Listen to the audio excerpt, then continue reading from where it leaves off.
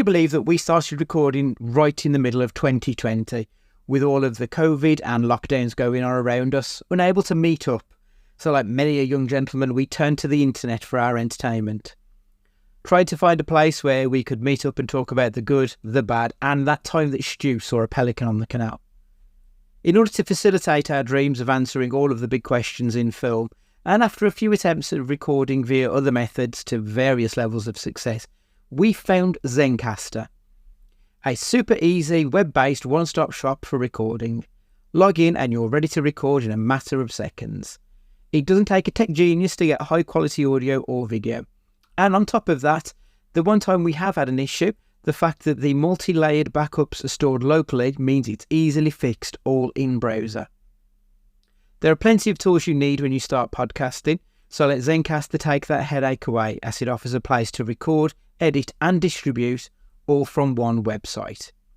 Any lazy bones Jones can pick up and play and have studio quality audio or 4K video put out for the world to see when using Zencastr.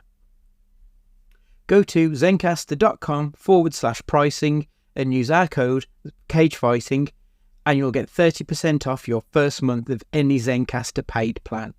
We want you to have the same easy experiences we do for all our podcasting and content needs.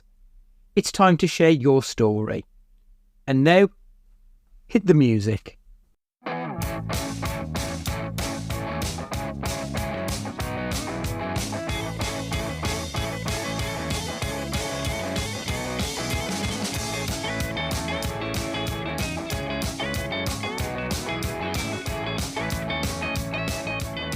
Hello and welcome to Cage Fighting. It's your main man Andy Gillard here.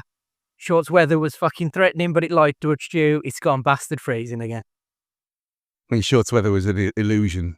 I was really considering having the return put off permanently because I'd gone back to it at work, but no.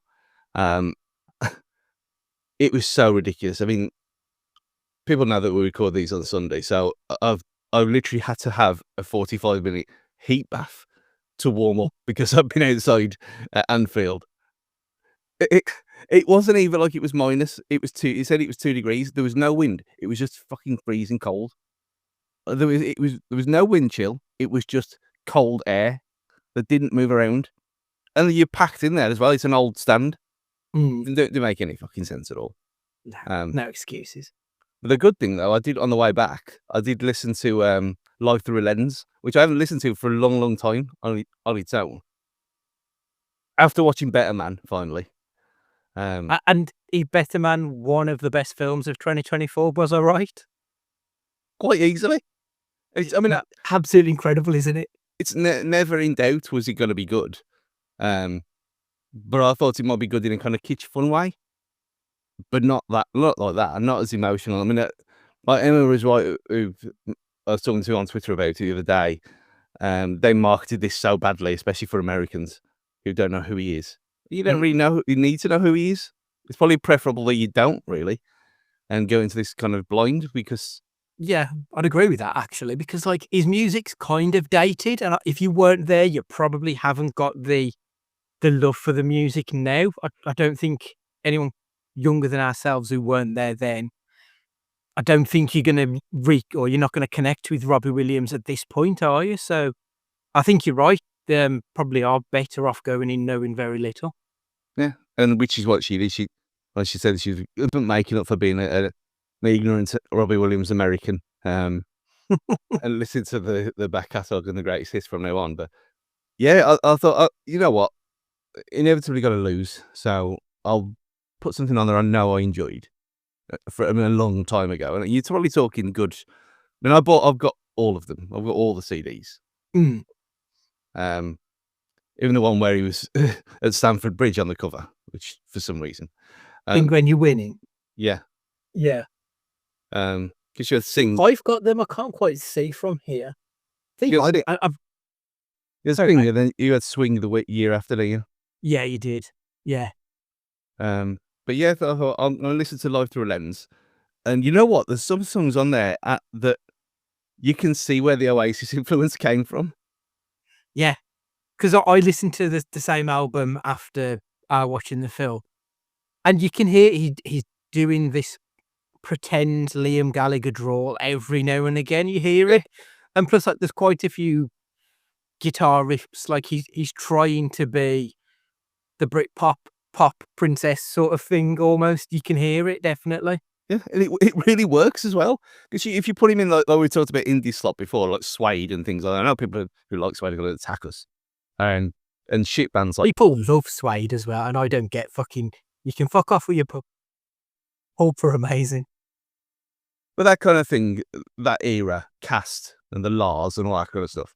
This if this wasn't Robbie Williams and it was just someone else, it could have quite easily fit into that group of that genre.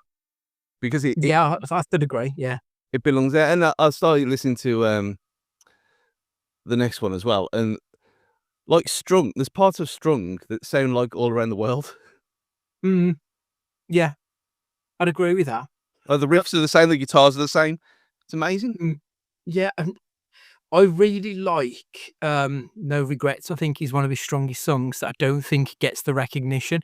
It's the Neil Hannon who was in Pet Shop Boys. Like his influence on that feels really modern. Listen to it now because it's got that EDM sort of style to it that probably at the time felt a little bit throwaway. But you hear it now with the 2025 ears, and it does sound a lot more modern than it did back then. Yeah, Robbie Williams Appreciation Society is back. Yeah, absolutely. I'm kind of pleased to see this bit of this new life that he's got. Like, I don't hear any new music from him, if I'm being brutally honest.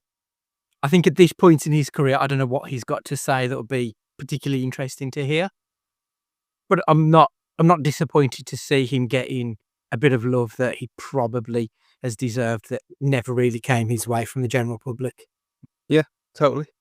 And I mean, that film should win Oscars. I think it's going to go to one of the monkey films. I think it's either going to be Robbie or it's going to be Planet of the Apes. I think one of those two are probably going to get the VFX Oscar. So I mean, there'll be a monkey picking up the award either way. So I'm kind of happy regardless. yeah. I mean, it's a totally almost opposite, isn't it? Like you have like some kind of photorealistic monkeys in Planet of the Apes or versus kind of stylized madness. Yeah. And the ape fight. So you got the dual ape fight films. Yeah. I mean, that battle scene, the better man. There's no reason for that to look as like better than Lord of the Rings, and yet it does. It's outstanding. Really, really impressive stuff. Yeah, I've tried my best today to recommend it to enough people. Some people do listen to me sometimes about this stuff. Not all the time, but sometimes. So hopefully this can I can grow people with this one because it deserves it. Yeah, fingers crossed. But that Oscar talk brings us nicely onto the point of the next couple of weeks worth of podcasts. So we're now a quarter of the way through the century, so we thought we'd have a look back at the last 24 Oscar films, the Best Picture winners that were released since 2000 up until the ones that were out in 2024. And then, of course, the first picture pod in March, will be the 2025 results for last year's film. So I thought that it just kind of fits in nicely for the next few weeks. Right, Stu, do you know how the Oscars work in regards to the voting? Because I was kind of surprised on this one. I presumed it was a load of men with beards in smoking jackets sitting around deciding. I don't think it's quite that fancy. So you'll get people who are part of the Academy. Previous winners of Oscars will be invited into the Academy and they then get to vote on each of the individual awards. And it's a normal standard thing. So if there's, so VFX, for example, there's 5 films nominated for it.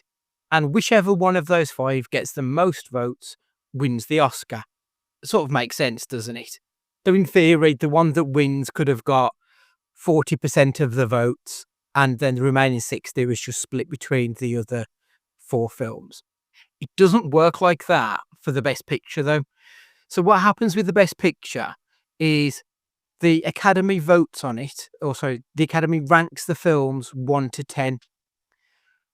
If no film gets over 50% of the first choices, the one which loses is then removed, and those votes are then done again 1 to 9. And it just keeps going round and round and round until one film remains, which has got 50% of the first choice votes.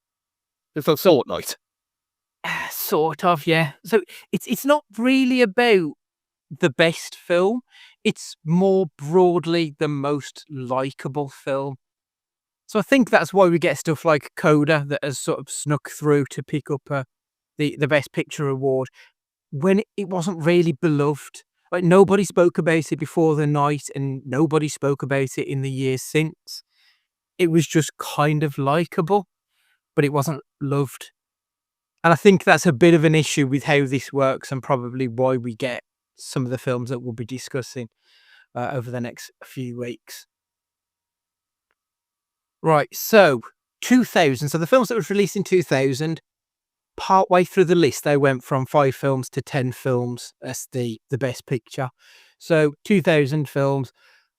Gladiator was the winner that year. Chocolat, Hidden Tiger, Crouching Tiger, Hidden Dragon, Erin Brockovich, and Traffic with the 4 nominated films. Stu, was Gladiator the right choice of the 5? Is there anything in that 5 you prefer, or is there a film that isn't in that 5 that you think should have won the 2000 Oscar? I mean, for the time, Gladiator was incredible. Mhm. We hadn't seen anything like that before, had we? But you look back and 25 years later, and you think, well, is Gladiator that good? When I watched it again before I watched Gladiator 2, Mm. I didn't enjoy it as much as I thought I would, which surprised me really, because I love that film. Me now would have said Crouching Tiger, Hidden Dragon. I thought that was class. Mm. Again, because you are exposing normal Western people, not anime Yeah. lunatics, Western people to a style of film that's not generally, especially back in 2000, it's not nowhere near mainstream, and nowhere near as culturally appropriate. And if you like that kind of thing, you're a bit of a weeb, a bit strange, and a bit of a loner. And you bought VHSs off the back of a van with which used to happen at Aldersley Stadium, by the way, at the computer fair. But yeah, I would have said Crouching Tiger, but you can't really. I mean, I don't like Erin Brockovich at all. Really, bores me. Don't like it. Fine. No more than fine for me. I get what you mean. It is a bit dull, but it's not. I wouldn't have turned it off if it was on. Like, it's not bad. It's just not brilliant. Because considering that Memento didn't get nominated, Mm-hmm. and Memento was one of them. Well, I think that was one of the first films that are a bit strange after Pulp Fiction in the way it's told, where I thought, actually, this is a work of art, and I kind of appreciated things better. I mean, we was only, 15 at the time? Yeah. 15, 16 at the time, so not really very well versed in this kind of thing. But yeah, I think Gladiator probably is worthy, but Crouching Tiger would have got my vote now. I think of the 5, Gladiator, I sort of agree. Like, it's probably the right choice, but it just feels really safe, doesn't it? It doesn't feel exciting. Whereas Crouching Tiger, that was exciting. That was different. That was not what we were seeing in mainstream cinema, and to an extent, we still don't see a lot of that now. Good or bad. I don't know if that says something about where we are, but it is a much more interesting film. I've got 3 other films that I think potentially, you mentioned Memento already. So the other 3 I've got: Almost Famous, I think probably should have been Oscar nominated. Oh Brother, Where Art Thou? I think definitely should have been Oscar nominated. And American Psycho. American Psycho, I think at the time, yeah. At the time, I think American Psycho was liked.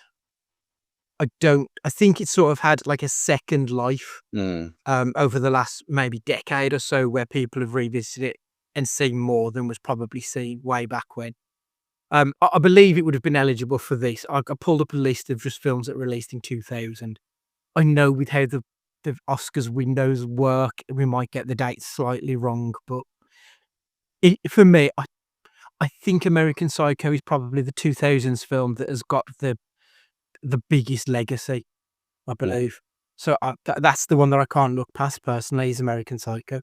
It's probably because I saw it way later than that, obviously, because of being the age that we were, Yeah.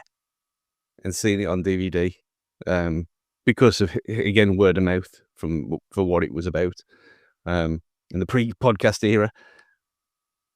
But yeah, it probably is. It's like, if that was released now, it'd be a masterpiece. Yeah, I truly believe so. I'm kind of looking forward to seeing the Luca Guadagnino remake, but I don't feel like it needs a remake at the same time. But it'll be interesting to see, and it won't diminish what has already been established, but interesting nonetheless. Yeah. 2001 feels a bit of a weak year as well, if I'm honest.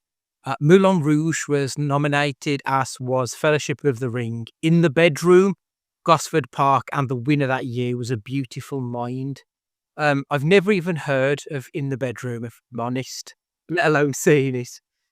I see how A Beautiful Mind wins, but I feel like Moulin Rouge was the film of the year because it was more than just a story that was being told. Like it had all of the elements that you want in a Best Picture winner. A bit like, we'll come to it next week, but Everything Everywhere All at Once. Like, you've got what's going on, and then you've got everything that comes with it.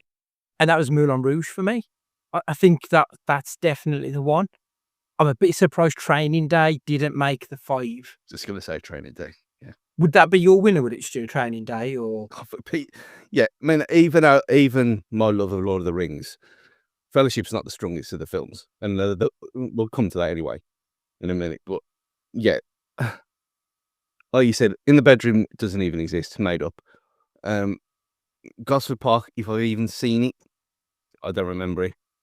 A Beautiful Mind, you can see why Beautiful Mind won, because it's proper Oscar baity. yeah. Brilliant performances all round. It's going to win. But Training Day is a better film. It's a more enjoyable, important film as well, especially now, or 5 years ago. Yeah, absolutely. In the Bedroom is a film directed by Todd Fields, the guy who did Tar. I don't really know a lot about Todd Fields, to be honest. It's like the bits and bobs of his that I've seen are perfectly fine, but yeah, this does feel like a film that was made up, doesn't it? AI'd. Yeah. 2002, the winner that year was Chicago. The nominees were Gangs of New York, The Hours, The Two Towers, The Pianist. We'll probably come to Lord of the Rings next up. Where do you sit with Two Towers, though, as a film on its own? It's the age-old problem. It's like Matrix 2. It doesn't exist as a film on its own because it doesn't make any sense if you haven't seen the one before it. Yeah. And it hasn't got an end. It's part of a trilogy for a reason. So I remember hearing a criticism that the first film was too much like the beginning, the second film was too much of just the middle, and then the end was just the end. And yeah, you are right, because it needs to exist as 3 because they don't exist as separate films. Yeah. And in the entire 20 odd years of these films existing, I've never just watched one of them for the fun of it. I've always watched all 3. Yeah, I appreciate that. I completely agree. It's not a film. Like what we said the other week about Wicked, I can't really judge Wicked Part 1 because it's not a film. It's half of the film. Yeah. But this is it. Chicago's not better than Gangs of New York, is it? I mean, come on. Like, Chicago's brilliant. The technical awards, fantastic. I remember saying to you when I saw Chicago late last year, Catherine Zeta-Jones gives like one of the best performances ever. She just gives it her all. It's fucking Gangs of New York. It's such an amazing movie. Like, it's Scorsese on top form. I love Martin Scorsese, as we've discussed ad nauseum. I don't understand how that didn't walk away with this. I don't understand why people look elsewhere. But then Scorsese's track record at the Oscars has always been patchy at best. It seems snobbish. A little bit. A little bit. Looking at some of the other films out in 2002, Born Identity, 28 Days Later, Insomnia. None of them feel Oscar-y, but they're There's- probably the next best. There's one that you've not mentioned there though. Hmm. Adaptation. Oh, of course, that was 2002. He was nominated for his performance, wasn't he? Yeah. Jolly Old Saint Nick. I mean, that's a great film, isn't it? You can see why that he got nominated for his Oscar in it. Would you say that's one of the best 5 films of the year? Looking at what we did get, It's better than The Pianist. quite possibly. Yeah. The Hours, I don't know what that is.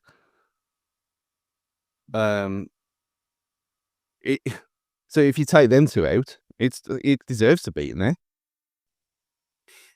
The Hours, I think, is the film. There's a, if I remember rightly, this is the one where there's a bit of controversy because Nicole Kidman plays a bereaved widow, and she believes her husband's soul was reincarnated into a child, and she kisses a child. Well, you think they'd love that, wouldn't you? Well, you see, They're already nominated. I believe that's the one. I haven't seen it, so I'm not 100%. I think that's the one, though. Meryl Streep, Julianne Moore are also in it, which, I mean, that's a Of course. big old name cast. I mean, if you got Meryl Streep in a film, it's going to get nominated, isn't it? It's just the way of the world. But yeah, Gangs of New York for me as well. I think that would have been the rightful winner that year. 2003, Seabiscuit, Mystic River, Master and Commander, The Far Side of the World, and Lost in Translation were the nominees. The winner that year was Lord of the Rings, The Return of the King. It's the right choice. Of course it is. I mean, Yeah. Master and Commander's done a lot of work to get on this list. How on earth is that there? It's a real fucking bore, isn't it, that movie? I did not like that at all. It's just like putting what's that Poseidon there. It's Yeah. just a water adventure film. Like Water World, put that on there. Yeah, Actually, did Water World don't know what's there. did he get nominated for anything ever? Like effect or something? Probably a Razzie. I don't think it's been really badly taken. It got Razzies, I'm sure it did. But Water World 95, was it really that long ago? yeah, because it looks amazing. Despite how shit it is, it looks really good still. Right, just pulling up the IMDb page for it. Let's see if I can. Nominated for 1 Oscar. It was nominated for Best Sound, Best Visual Effects at the BAFTAs, Top Box Office Films at the ASCAP Awards, Best DVD Blu-ray Special Edition release at the Saturn Awards in 2019. It was up for Worst Picture at the Razzies, and the Worst Supporting Actor went to Dennis Hopper, also at the Razzies. Costner was nominated for the Worst Actor, and they were in for Worst Director as well. Yeah, but no, Master and Commander, what the fuck is that doing there? Kind of ridiculous. Return of the King, it's the best of the 5 nominees. It's the best of those 3 films. It's the culmination of, like, the biggest saga of all time. It kind of changed the way films were made as well, to some extent. They made all of those films in one go, then did it afterwards, rather than the Harry Potter model of doing one every year or so. Kill Bill 1 isn't nominated. That was the only film that I saw for 2003 and thought you probably should have been in that list, especially, as you say, when Master and Commander's in there. Kill Bill 1 feels like that probably deserved to have had that space, personally. Especially the cultural impact it had with the amount of yellow that you saw after that film, based on the Bruce Lee costume that she brought back. It was everywhere. I mean, I bought a pair of the shoes from Top Man, the Top Man original. Oh, Copy of them. nice. Yeah, quality. I would even go as far as saying that something like Kill Bill probably helped the rise of like K-pop and that kind of thing. The introduction of is it the 5, 6, 7, 8? Trying to think of the band the- who played during the fight scene. That one. Yeah, Yeah, that one. yeah. I think that they, Tarantino, by putting stuff like that in, I think it did open people's eyes to this outside world, and I think it's quite a culturally significant film in those terms. 2004. So the winner was $1 Million Baby, The Aviator, Finding Neverland, Ray, and Sideways were the nominees that year. What are your thoughts on 2004? It's like the year didn't exist. A bit shitty. It is a bit. I like Ray. To be fair, Yeah. I thought Ray was really good. Mhm. Is it best? It's probably not as good as $1 Million Baby, but that's kind of. It's like it's one by default. Yeah. I like Eastwood as a storyteller. I never feel like his films move me though. Like they're good tales, but I don't feel like he's revealing an inner truth when watching a film, and I kind of want something a bit more than just a story, especially for your Best Picture winner. And I don't feel like you ever get to find out about the human condition with anything that Eastwood does. I think the other four are a bit sort of meh. I don't feel like any of those do that either, personally. But what does do that is Eternal Sunshine of the Spotless Mind. Mm, yeah. Looking at that list, I suppose it deserves to be there. I suppose, but again, I haven't. So what's that? 12 years ago? No, Mm. no, 22 years ago. Um, Yeah. 22 years ago. I haven't seen it since then. I've seen it Oh. once, and I didn't really like it that much, Mm. and I thought I was okay. But you're talking about someone in the 20s at the time, you know. I loved Eternal Sunshine and still do to this day. Like, I think it's one of the handful of DVDs that still sit on the shelves. Like there aren't many. 2005. This is one of the most controversial years. I think there's potentially 3 throughout the last 25 years. I think this is one of them. The winner was Crash, the not sexy Crash. Brokeback Mountain, Capote, Good Night and Good Luck, and Munich was the nominees. Now, Crash absolutely fucking stinks. It is a terrible movie. Literally any of the other 4 films nominated should have won over this. Brokeback Mountain, I think, is a cultural moment. It sort of transcended film. It was an excellent film which had 4 amazing performances. It was far and away the film of the year. I think at a time when the depiction of gay people in media was still nowhere near where we are now, this broke barriers. This film is much more important than just being the best film, and it still was the best film. So I'm kind of disgusted that Crash won this one because it is the worst of the 5. Yeah, I mean, there was more than barriers broken. But again, I didn't watch this at the time because I didn't want to go and watch a gay film in the cinema. So that's That's where we were then, though. Exactly. Let's be honest, yeah. I'm not going to say any different. I was not prepared to go and watch a gay film at the cinema on my own or with anyone. Yeah, like I wouldn't give 2 shits now, but back Yeah. then, But you went to right, watch that. like it's You watch Queer, do you? yeah, It looks shit. That's why I didn't watch it. But good first half, shit second half. Mm. But Daniel Craig was fantastic in it. So yeah. But then you look at these. You fast forward 20 years, and I've got a Queer Eye Lego set right there. Yeah. It's one of my favorite shows. I've got no problem with it. But it was culturally weird to go and watch that film at that time, and it was the butt of everyone's jokes, and it kind of was. But then watch it years later, you think, fair enough. Fair play. It needed to happen, and they did it well. And like you, I wouldn't have a problem with any of them films. I mean, I bought all of them, every single one, other than Crash, or Sexy Crash, not that Crash. Yeah. Um, I do love Sexy Crash. It's such a good film. it's not. It's not good. But it is like it's brilliant, but it's never Oscar worthy, but I can say it sucks you in, but that's probably not the right word for it. That's like your exhaust film. That is. It's a different type of thing. Oh, what a movie. But yeah, Brokeback Mountain would have got it for me. Although I do like Munich. Yeah, it's a good movie. I do think all four of the other ones are good movies. Like Capote is probably the weaker of the four, but it has such a good performance from Philip Seymour Hoffman that I absolutely see why it's in that category. Mm.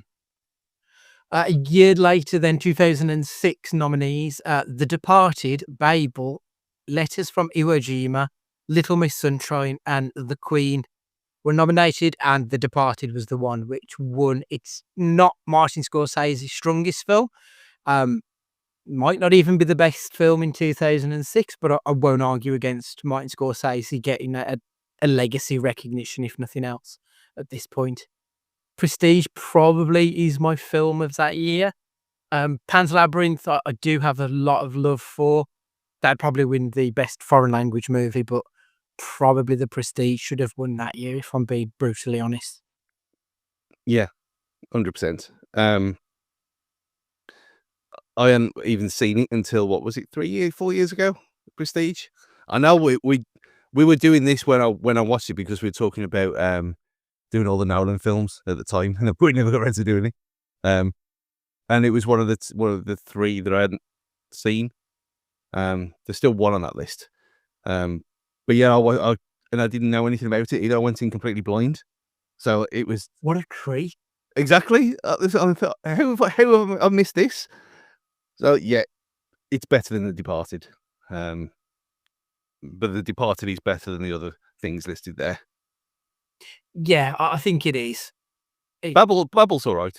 I like Babble.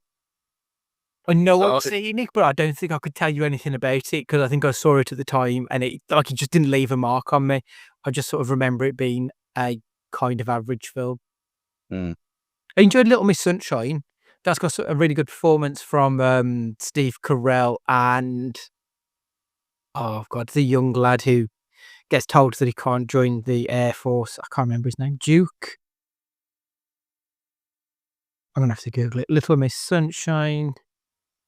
It's Paul Dano. Sorry, it's the Riddler, isn't it? I was thinking of his mate in. Oh, is it? Yeah, I was thinking of that something Duke who's in Kick-Ass. One of his buddies in that. I thought it was him, but no, it's Paul Dano, the Riddler. Yeah. To be fair, that's a cracking cast. Steve Carell, Tony Collette, Greg Kinnear, Abigail Breslin, Paul Dano, Alan Arkin. That's a strong old cast, that is. Talking about people that you don't expect. I was in the Widnes Bowling Club today, which excellent place. Very TARDIS like as well. You walk up and it looks like a shed. It looks like a garden shed, and then it just goes so pot. What I'm saying is, and that fake zoom on your face on this new camera is it's weird, isn't it? Every time it keeps tracking on it throwing me off. You know the sorry to just change the topic for a second. You know that GIF where it zooms in on that guy's face and he just looks at the camera and smiles. Yeah. Every time I move, that's all I'm fucking envisioning on this camera. That's really weird. Sorry, shit. Yeah, there's a guy at the bottom of people who serving beers at 9:20 this morning, which is they wanted to do it. So I mean, they took the best part of $2,000 in the 3 hours a week were there. So again, we're helping the communities of the world. But yeah, it's one of the guys. He just had a t-shirt on that had seen better days, and it looked like it was wrapped around his body the wrong way.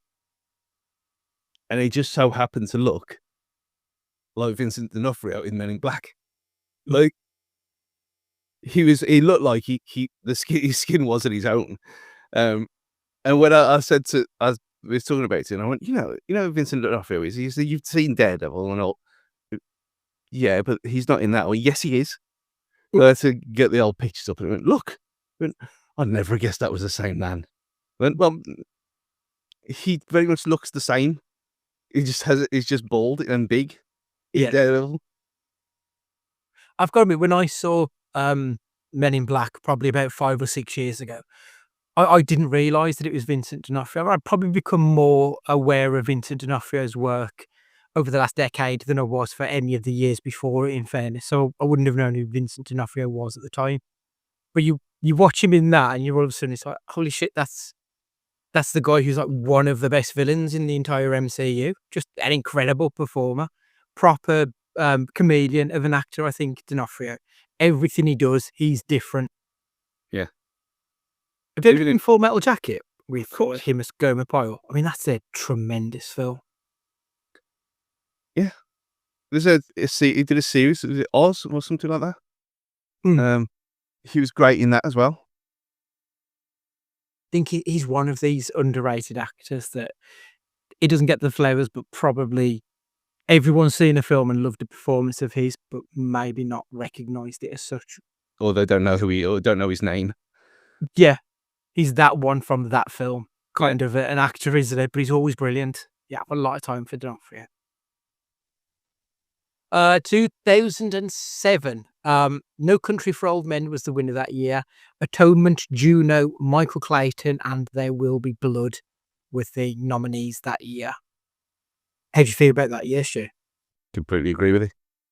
That film's excellent. It's either that or There Will Be Blood for me. One or the other.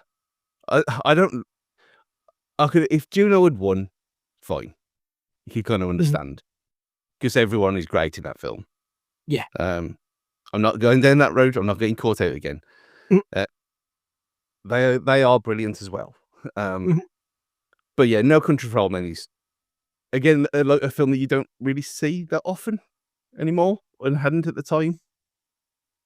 So it's a nice proper 70s vibes to it, hasn't it? Like, yeah, if that was a De Niro Taxi Driver-esque released alongside that, you would 100% expect it. In 2007, it didn't. It feels unnatural there, but not in a bad way. I've not actually seen There Will Be Blood, which that's one of those films where, like every now and again, you're like, what's the film that you should have seen but haven't? I feel like There Will Be Blood is probably that film for me. Because I know I will like it because I like everybody involved in it. But for whatever reason, just never got around to watching it. It's a bit like all the war films that you think that you're going to hate, but you will love them all. Yeah, but I end up actually sort of enjoying them. Yeah. Yeah, it does seem like it. I love Juno. I think it's a really good film. It does stand out a little bit on this list, but maybe it's just a bit more Academy friendly than maybe Superbad. I feel like Superbad was one of the best comedies of all time, and we know that the Academy hates comedy as much as it hates horror, so that's probably why it didn't make it onto the list. But Superbad's the only one that I think maybe could and should have been on there. But yeah, I'm happy that No Country's probably the right choice because it is a tremendous movie with great direction and great performances. So yeah, I think that's a solid enough year, to be honest. Although Zodiac was out in 2007. Was it really? Apparently, Fincher, isn't it? Zodiac. I thought it was 2006. Apparently, it was 2007. So maybe it was one of them where it slipped in. It was in the middle zone and it missed. But Zodiac is amazing. Yeah, that is. I like Fincher. I really like his style. There aren't many like him who can do the dark and quiet stuff with as much depth to it as what he does. I think he's a fantastic director who kind of goes under the radar because I don't think there's a single one of his films on this list in the last 25 years. That probably seems like a bit of an oversight, really. 2008, the winner was Slumdog Millionaire, Curious Case of Benjamin Button, Frost Nixon, Milk, and The Reader were the nominees that year. I remember at the time being kind of surprised that The Reader didn't win. I thought it was an excellent movie. It covers the war. It's very much the type of thing that the Oscars love. I was happy that Kate Winslet finally got the Oscar win. That was it her fifth nominee, I think, fourth or fifth nominee. So I was delighted that she finally got that. The Dark Knight not being there does kind of feel wrong. It probably should have been the first superhero film to get the Best Picture nod. Slumdog's probably the deserved winner, though, I think. But I don't think it's like streets ahead of any of the other four. I think No. marginally the better one. Yeah, I agree. Benjamin Button's. It's weird, isn't it? It's a weird film. I don't know how that kind of sneaked on there. It's like the kind of thing that you wouldn't expect them to like, in a way. Because it's almost sci-fi, and sci-fi again, it kind of feels like it's a gutter genre, isn't it, to the Academy? Like they just kind of overlook these things. Yeah, and it's very, very effects and makeup led. So you think, well, it can't be a real performance if you can't see the mouth and all that kind of. But yeah, Slumdog Millionaire is a great film. I think it does well that it's in that year. Let's put it that way. Yeah, I think so. I think a year before or after is probably. It's getting nominated. It's probably getting nominated, but it's not winning, is it? Let's be honest. No. 2009 is the first time we get the 10 nominees. Now, I've not seen the winner, The Hurt Locker. The nominees are Avatar, The Blind Side, District 9, An Education, Inglourious Bastards, Precious, A Serious Man, Up, and Up in the Air. I've seen all of the nominees, but for some reason, I say some reason, because it's a war film, I've not seen The Hurt Locker. It's not really even a war film, though. It's just great. And it's Catherine Bigelow as well. It's brilliant. I do like Catherine Bigelow. So I've got no excuse for this. I probably should have seen it. Yeah. I mean, there's some strong things on there. Inglourious Bastards, we talked about how excellent certain parts of that film are and how impactful they are. District 9 as well, which is for what it cost, where it came from, what it's about, understandable. But again, sci-fi being nominated, a nice thing. But my Bowie's there. But it's not. I can't sit here and say Avatar is the best picture because it's not. Is it? It's a wonderful experience. But Hurt Locker is a superb film, no doubt. I can absolutely see an argument for Avatar because of all the technical aspects of it, because of everything that it did. I can see that getting from an idea to onto the big screen. If that won, I wouldn't argue with you. I think it's a fine film. I don't think it's an amazing film. But all the stuff that comes with it, I think, I could see an argument for Best Picture. Similar for District 9. District 9's kind of got the Godzilla -1 thing, hasn't it? It's made for next to nothing in it, and it's produced this absolutely incredible world. Inglourious Bastards, I think, should have won. If I'm of the films, obviously I know I've not seen The Hurt Locker, so I can't really say to that. But of the next 9, I think Inglourious Bastards should. I think Tarantino probably deserves an Oscar. I don't think he's ever going to get one in his career. Because I don't think anyone's done for. It could end up being the Hitchcock thing of never actually getting an award, but just getting a like an honorary gong in 20 years' time, just because they never really gave him one. But I don't think there are many people who've done for film what Quentin Tarantino has.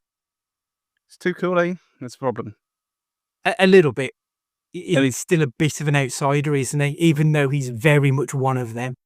Yeah, and he's not scared to speak his mind, which they obviously don't like either. Yeah, I mean, I'm sure he's got an Oscar for the script of Pulp Fiction. But he's the best director. Like, he's one of the best directors working in pretty much any year. I do think he deserves the recognition that he's just not got.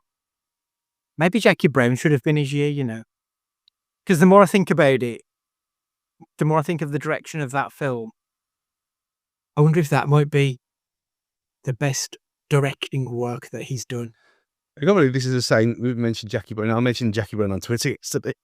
To say in the same week. But again, I didn't like Jackie Brown at the time. I thought this. How neither did I. This is shit compared to everything else. But it's not though. No, it's not. It was because I was like fucking 14 years old and an idiot and didn't understand it. Yeah. Thinking about it, I'm like, no, that was a work of art. We need to do a Tarantino series. The more I think about it, I think we need to watch all of his films, if and when we finally get that number 10 film coming out. 2010. When we're moving on to The King's Speech was the winner that year. Black Swan, The Fighter, Inception, The Kids Are All Right, 127 Hours, The Social Network, Toy Story 3, True Grit, and Winter's Bone were the nominees. I went to see Social Network a couple of weeks ago, so I finally ticked that off the list. Oh, that's Fincher, isn't it? Social Network. That David Fincher and Aaron Sorkin on the script. Really good film. Really, really good film. But yeah, King's Speech was the winner, Stu. Is that the right winner? No, not for me anyway. Like a lot of these, I mean, Inception's there. Inception is there. It's staring them in the face, and again, denied because it's sci-fi. How is True Grit allowed? Is there no rules about remakes? No, I don't think there is. Which is ironic because I know that you can't like enter the same song twice. It's got to be like substantially different, which is why the Dune soundtrack isn't eligible this year because it's less than 50% original to the last one. And I heard that Yeah, about Better Man as well. Bringing you back to that the original soundtrack, I presume it's not some original enough. The one at the end has got parts from other songs. There's only like 7 chords anyway. How is any song original? Yeah, it's true. But yeah, Inception and Toy Story 3 are better than The King's Speech. Yeah, I'd agree with that. I loved Black Swan. I love The Fighter. Inception, brilliant. 127 Hours, great film. Social Network, Toy Story 3. They're all better than The King's Speech. I remember The King's Speech being like really well received by audiences and critics, but it wasn't like adored. It was just likes. It was a nice film. I think that's the problem with this way of voting, of ranking them 1 to 10, and like the best doesn't come through, just the liked film, not the loved.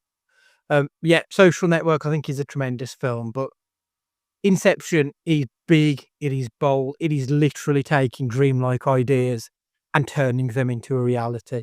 It goes above and beyond anything else on this list. I don't think it's even close. I think Inception is far and away the best film on that list. Yeah, and it again, it's something we haven't seen before. Which doesn't seem to matter to them because it's a nice story. We give it to that one. I think it would be. Like it's art. You want something progressive and fresh and new, not just rehashing the same kind of things that we've seen time and again. Like, why is there no award for innovation? Because I mean that's what Avatar did. That's what stuff like Chicago did. These films are big films that probably deserve that kind of recognition more so than anything else. Right, 2011 then, Stu. This is going to be the last one we're going to do this week. 2011, the nominees were War Horse, which I've not seen for obvious reasons, The Tree of Life, Moneyball, Midnight in Paris, Hugo, The Help, Extremely Loud and Incredibly Close, The Descendants, and the winner this year was The Artist. The Artist feels like a proper flash in the pan kind of a movie. This one did feel like it won because it was different, not because it was a great movie. And I think it was a perfectly fine film. It was an interesting experiment, for the modern day. But for best film, like, I looking at its competitors, none of them particularly blow me away. There's a lot of good, but not great. It just feels like it might be the most highbrow year, and none of these films really cut it for me. Crazy Stupid Love is 10 times any film on this list. But it's very un-Oscar-like. I think if you're looking for an Oscar-like film, potentially we should talk about Kevin. But Mm. yeah, those two films that I've mentioned are taking either of those two as better films than anything on that list. Why is there only 9 on this list? It's the 9, 1, 2, 3, 4, 5, 6, 7, 8. Oh, yeah. I don't know. That's strange. There's 9 the year after as well. Did they change it? Potentially. Yeah, it looks like they have. Looks like they've changed it to 9 after the other. Oh well. I don't know why, because it was 10 before and it goes to 10 after. Weird. Yeah, well, while you look that up, I have seen The Artist, Moneyball, and Warhorse of these films. Some of them I don't even know what they are. So I would have said Moneyball because of what it kind of led to. Well, you can't. It was sports films don't generally get nominated, do they? Yeah, not since Rocky. I feel like Goals never getting a fucking Oscar nomination, is this? Goal till the dream begins. I know no, it's Goal the Dream Begins. Is it? That was its first subtitle for the Americans. Well, this is The Story Continues Part 2. I can't remember. Terrible. We don't want. But yeah, Moneyball was a really good one, and sports films done right, which is why it should have won. But the rest, like some of them, what is The Tree of Life? Never even heard of this. The Tree of Life. Let's have a look. An epic experimental coming of age drama film written by Terrence Malick. I do remember this. Oh, okay. That includes Brad Pitt, Sean Penn, Hunter McCracken. What a fucking name that is. Jessica Chastain and Ty Sheridan. I haven't seen that one. I do remember it being out because Terrence Malick is a bit of an Oscar lover, I think. It sounds like the most Andy film ever. Yeah, it does kind of sound like something I'd watch. It fair. I might have to add that to the list, you know. So Moneyball. I remember liking Moneyball. I don't remember loving it though. No, I mean it's a very limited pool for me to say because I haven't seen them from this year, which kind of says everything really. Because if it's too far that way, back then I would not have watched it. And there's too many films to watch now to go back and watch films that I know I won't like. Yeah, I know what you mean. Yeah, you're very true there. Right.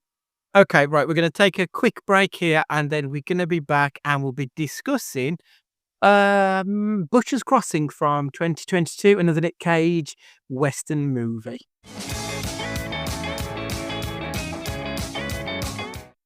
Welcome back. We're here to discuss Nick Cage playing another Western film. After all this time, we're getting all of these movies come through. Butcher's Crossing, I vaguely remember it being released, and other than the bald head of Nick Cage, I don't remember really this one making much of an impression out there, Stu. Did you watch it when it was released, or did you save it for the pod? No, I saved it. Even though it screamed at me straight away that this is one I know I'm going to like. And it being based on a novel by John Williams as well. I thought, interesting. The John Williams or just John Williams? I don't think it's that one. I don't know. It'd be quite interesting if it was. But I've heard people mention that name before. Quite a few people have been reading John Williams books. Okay.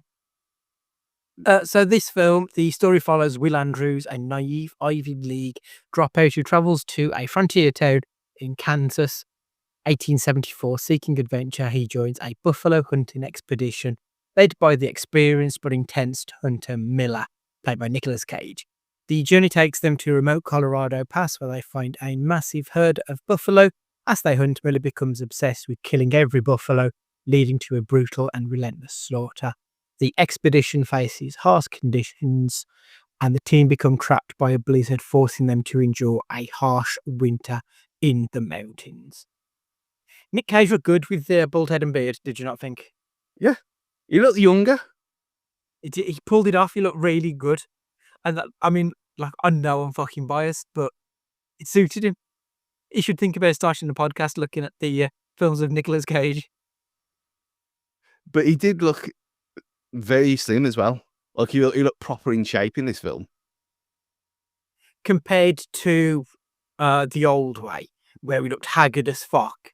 But yeah, you are right. It was night and day between the two performances, I thought.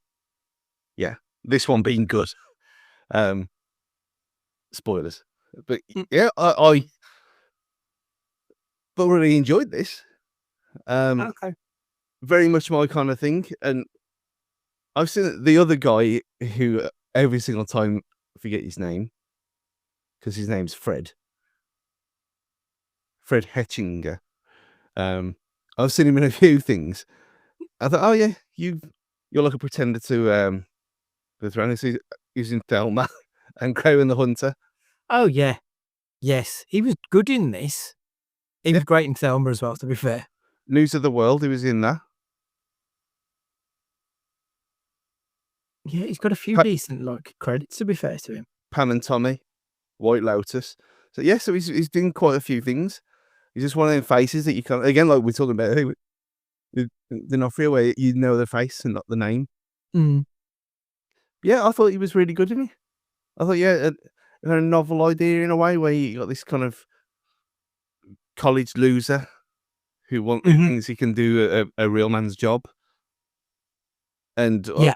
unlike the last one where you got the rogues gallery of idiots, this one seems very down to earth and real.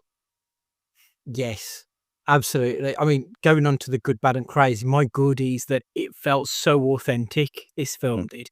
The producers worked with local native tribe who were looking after the bison in the area to try and help them reintroduce them and grow them into larger numbers again. And I think that worked so well in this film's favor because it felt so much like. Whereas the old way felt like it could have been shot in a Disney backlot, this felt like you were actually in the real world, in the world that they'd built. That authenticity, I thought, paid off wonders in this movie. Yeah, absolutely. And that's probably the reason he took this film, again, because of the way he is. And he's doing things for good causes and stuff like that. And the thing about, I didn't know that about the buffalo at the end, on the facts about how sparse they are now compared to what they used to be. But the whole idea that, he's got this magical area of buffalo that no one's ever seen. And I thought, it's the land before time. Maybe that's where he's going. Yeah, it was a little bit, wasn't it?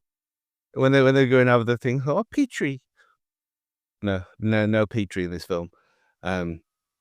Very good slaughter though. An excellent. How do they train buffalo to roll over? They're not like kittens, are they? Or rabbits or something like that. So yeah, God knows, because you can't imagine there is a performing buffalo guild. Whereas you see horses and stuff, obviously you get show horses and stuff like that who do a lot of stunt work. I don't think there's enough of a call to have buffalo for more than one film per decade. So I'm kind of intrigued to see how they went about doing the tricks and stuff for it. yeah, because they weren't CG buffalo; they were real. Mm-hmm.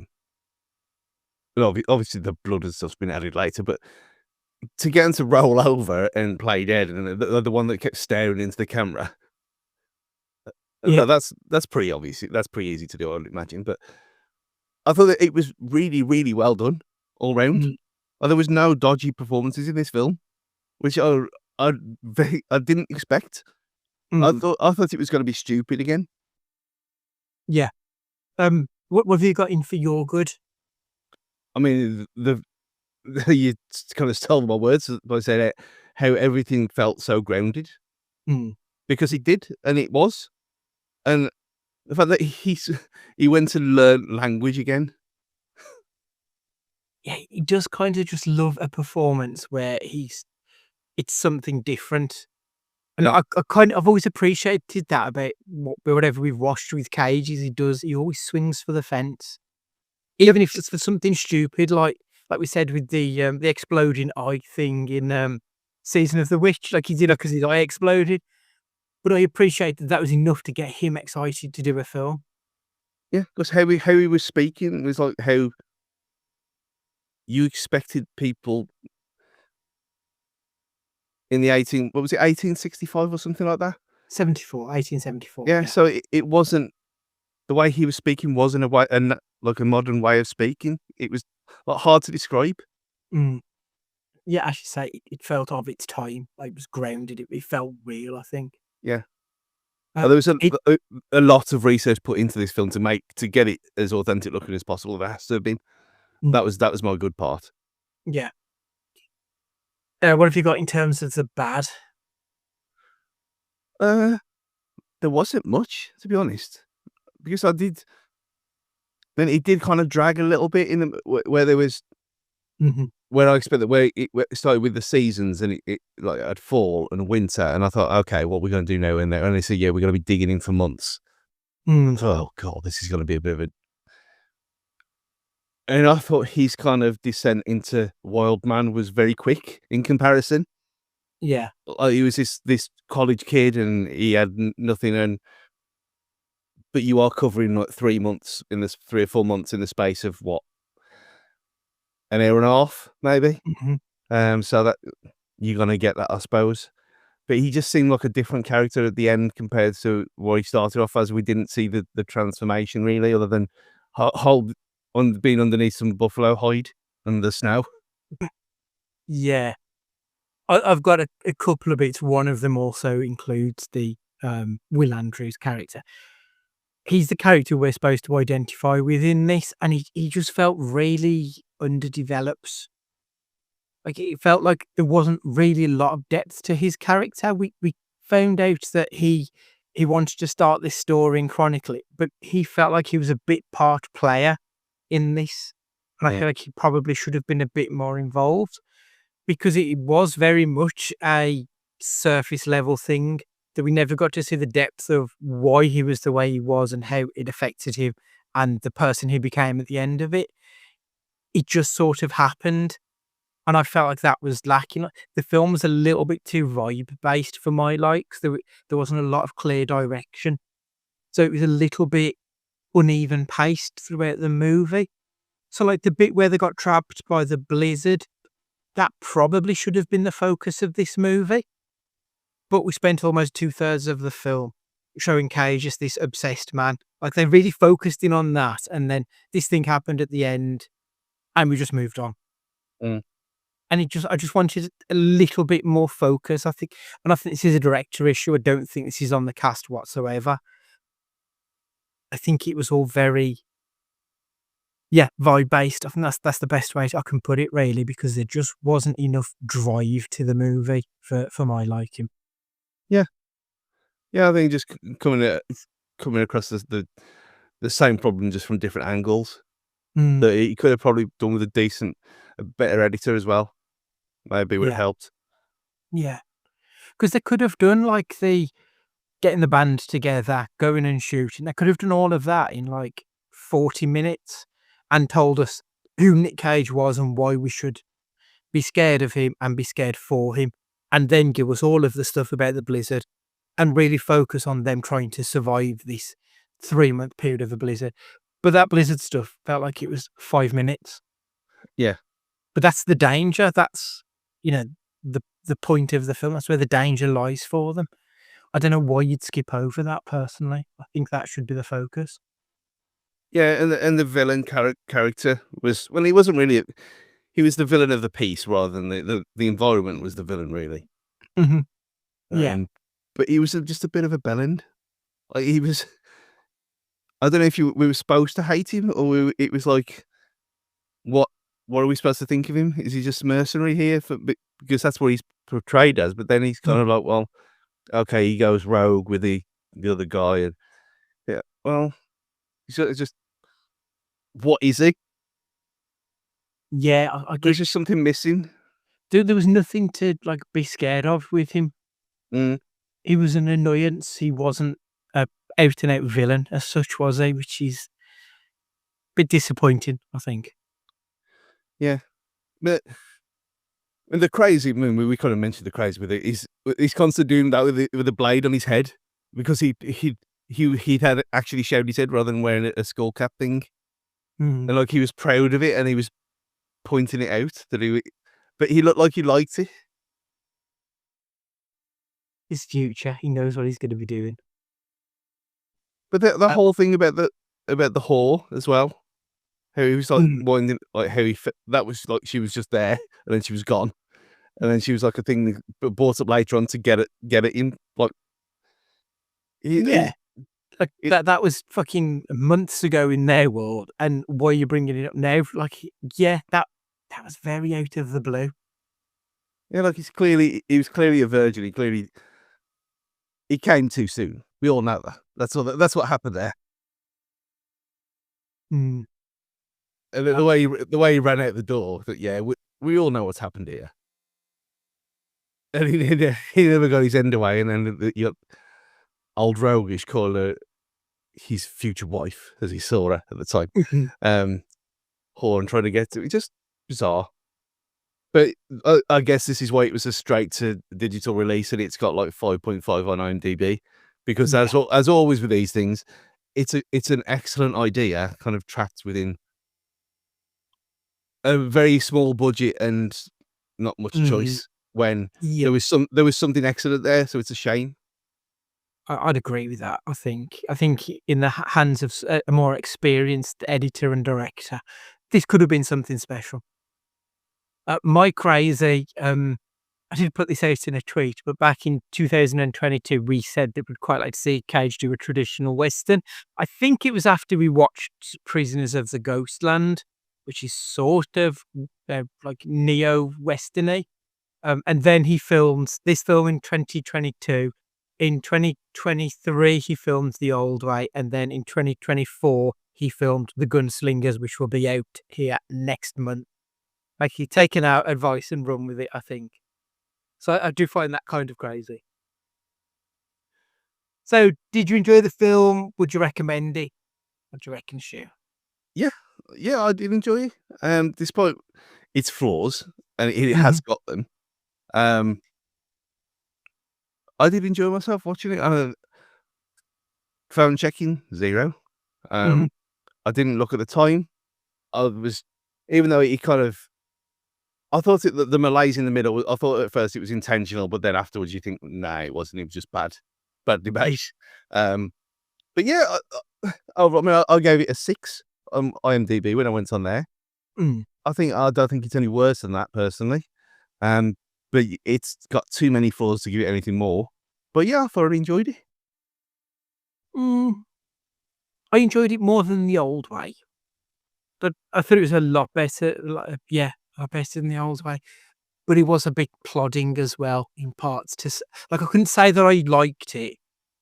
I didn't dislike it though, if that makes sense. Yeah. There's probably a happy medium between this and The Old Way. Like, The Old Way at least had some action, whereas this didn't really have anyone for the characters to rally against. You know, and I kind of want a bit more of the emotional range that we got in this rather than what we got in The Old Way. I kind of feel like if you put those two films together, there could be something there, Mm. but separately they don't quite work enough for me. But this is the better of the two, I think. Yeah, Have, easily. have you recommended this to anyone, Stu? My I don't know brother, anyone who would like a Western, to be honest. yeah, I think my brother would like this. And it is a bald Nick Cage, which has got an acquired taste. But yeah, I think, like, coming on to what, if you like this, I couldn't get the Revenant out of my head. Maybe because it was the snow and the kind of the trepidation of it all. Obviously that's a much better film than this. But similar kind of stranded in the wilderness vibes to it. Hmm. But yeah, I think if you, it's not necessarily a Western, it's more like a tale of overreaching and thinking you're Yeah. better than you are. Mhm. So yeah, there's a select few people who would like this film. Just going not expecting the world. Mm. It's human nature, isn't it? This though, I think that's where it's coming from. Yeah, Was Cage good or was Cage bad? I thought Cage was excellent. Mm. Yeah, I think he was the glue that held this film together. I kind of feel like if this film was, you know, one John Travolta more, this film would have been unwatchable. Like, if you swap them around, this would be terrible. This film, I think Cage is what keeps it, on just about on the right side. Yeah, if you replace Cage with like Kurtwood Smith, it wouldn't work. No, that's it. You're exactly right. So if you enjoyed Butcher's Crossing, you may also like The Revenant for you, Stu. Yeah, very very kind of loose association, but all the same. Yeah, I've gone with a fairly loose association. I've gone with The Man Who Shot Liberty Valance. It's It's a great film. That's one of my favourite westerns. I think I love. What's his name? James. I say James Caan, not James Caan. James. No. Oh God, The Man Who. James Stewart. They're always thinking of James Caan. Yeah, James Stewart, and obviously John Wayne's in it as well. Lee Marvin, like it's got John Ford directing. It's got the classics of the western genre. It's a great film about a man with obsession. That's like my very tenuous link between the two. So yeah, I think I remember seeing that when I was at uni on the big screen. So tremendous film. So that's my one, I think. Right, okay, so we're done for this week. Next week we'll be back looking at the following 12 years of the Oscars, and we'll be talking about Nick Cage's 2002 war film directed by John Woo called Wind Talkers. Yes. Right, podcasts, podcatcher, get us, make sure you subscribe. Emails to cagefightingpod@gmail.com, socials at cagefightingpod. But this week, Stu, would you like to say goodbye? And goodbye, everyone. All of you shave your heads and join us. You know you want to. It's goodbye from me, and remember, be excellent to each other.